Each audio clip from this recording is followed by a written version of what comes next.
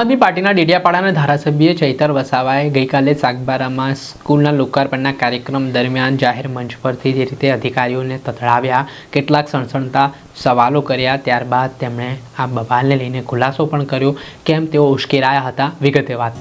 વૈષ્ણવજન તો તેને કહીએ જે પીડ પરાઈ જાનાને રે. નમસ્કાર દર્શક મિત્રો, નવજીવન ન્યૂઝમાં આપનું સ્વાગત છે. હું છું ફૈઝાન. ગઈકાલે નર્મદા જિલ્લાના સાગબારા તાલુકામાં જે રેસિડેન્શિયલ સ્કૂલ છે તેના લોકાર્પણનો કાર્યક્રમ હતો ને આ કાર્યક્રમમાં સાંસદ, મંત્રીઓ સહિતના ભાજપના નેતાઓ હાજર હતા, પરંતુ ડેડિયાપાડાના ધારાસભ્ય ચૈતર વસાવાએ હાજરી આપી હતી. તેમને આમંત્રણ આપવામાં ન આવ્યું હોવાના આરોપો તેમણે લગાવ્યા હતા અને તેમણે જાહેર મંચ પરથી જ નર્મદાના જિલ્લા કલેક્ટરનો ઉધડો લઈ નાખ્યો હતો, અધિકારીઓને તતડાવી નાખ્યા હતા.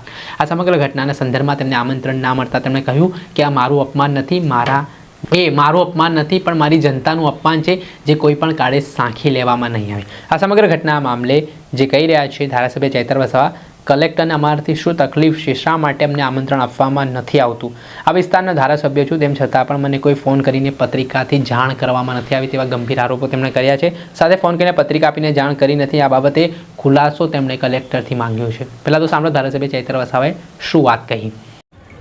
એકલવ્ય રેસિડેન્શિયલી મોડેલ સ્કૂલ જ્યારે સાગબારામાં છેલ્લા 2013થી કાર્યરત હતી અને એનું બિલ્ડિંગ અને સંકુલ બાકી હતું, જે આજે આદિજાતિ વિકાસ વિભાગ, ભારત સરકાર અને ગુજરાત સરકારના સહયોગથી આજે તૈયાર થયું છે, ત્યારે એના લોકાર્પણમાં આદિજાતિ મંત્રી નરેશભાઈ પટેલજી, સાંસદ મનસુખભાઈ વસાવા અને તમામ પદાધિકારીઓ, કલેક્ટર અને પ્રાયોજનાની ઉપસ્થિતિમાં આજે લોકાર્પણ કર્યું છે, જેને અમે સહર્ષતાથી આવકારીએ છીએ, વધાવીએ છીએ.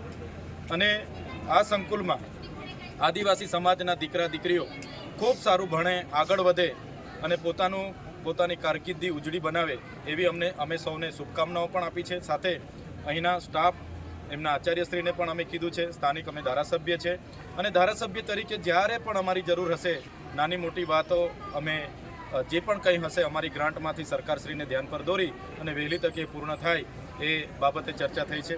એક નાનું ડિસ્પ્યુટ અમારું એવું થયું કે ગુજરાત સરકારનો આ કાર્યક્રમ છે લોકાર્પણનો, મારા મત વિસ્તારમાં છે, હું અહીંયા જ છું, સાગબારા જ છું, છતાં આ કાર્યક્રમમાં જિલ્લાના વહીવટી તંત્ર દ્વારા એક ફોન સુદ્ધા મને કરવામાં નથી આવ્યો કે મને આમંત્રણ પત્રિકા પણ આપવામાં નથી આવી.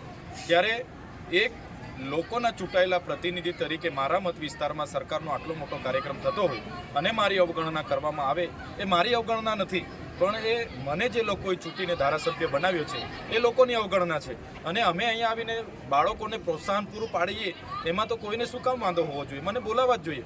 છતાં અવારનવાર જિલ્લા વહીવટી તંત્રના અધિકારીઓ અમને આ પ્રકારની અવગણના કરીને અમને ઉશ્કેરવાના કામ કરે છે, અમને એકબીજા પ્રત્યે લડાવવાના, દેશભાવ ઊભા કરવાના. અહીંયા શિક્ષણનું બાળકોને પ્રોત્સાહન આપવાની જગ્યાએ પણ આ વસ્તુ લઈને બેસે છે. તકતીમાં મારું નામ નથી, કાર્ડમાં મારું નામ નથી, એનાથી મને કંઈ ફેર નથી પડતો. અમે તો લોકોના મનમાં વસેલા છે, લોકોના દિલમાં વસેલા છે, અમને તકતી ભક્તિથી જરૂર નથી. પણ જે અમારા લોકો વચ્ચે અવગણના થાય અને અમારા લોકો અમને કહે કે સાહેબ અમારે ત્યાં કાર્યક્રમ છે, તમે આવજો, ત્યારે અમને અમારા સ્વાભિમાન પર અસર પડે છે, સ્વમાન પર અસર પડે છે. એટલે અમને જે બંધારણમાં મળેલા અધિકારો લોકોએ અમને ધારાસભ્ય તરીકે મોકલ્યા છે એ પ્રોટોકોલ પ્રમાણે જળવાવું જોઈએ એ અમે સૂચન કર્યું છે. અને માન્ય મંત્રીશ્રીએ અધિકારીઓને ધ્યાન દોર્યું છે અને આ તમામ ભૂલ નર્મદાના કલેક્ટર અને પ્રાયોજનાની છે અને આવનારા દિવસોમાં અમે એની ખુલાસો માગીશું.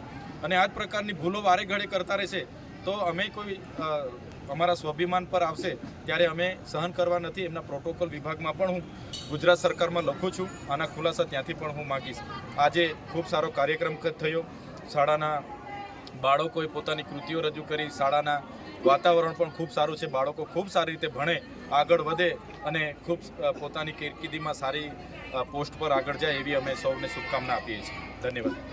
આપણે સાંભળ્યા હતા ધારાસભ્ય ચૈતર વસાવા. તેઓ આક્ષેપ કરતા કહી રહ્યા છે કે અમે ધારાસભ્ય તરીકે ચૂંટાયા છે એટલે ક્યાંક ને ક્યાંક અમારો અવાજ દબાવવાનો પ્રયાસ છે તે સરકાર દ્વારા કરવામાં આવી રહ્યો છે. અમે જે સવાલ ઉઠાવતા હોઈએ છીએ તે સવાલને તેમને ગમતા નથી સરકારના લોકોને, તેના કારણે તેમને આવા કાર્યક્રમમાં આમંત્રણ ના આપવામાં આવ્યું હોય તેવી વાત તેમણે કરી છે. દર્શક મિત્રો, આવા જ નવા વિડીયો સાથે આપણે માહિતગાર કરતા રહીશું, એટલે નવજીવન ન્યૂઝ જોતા રહો. વૈષ્ણવજન તો તેને કહીએ જે પીડ પરાઈ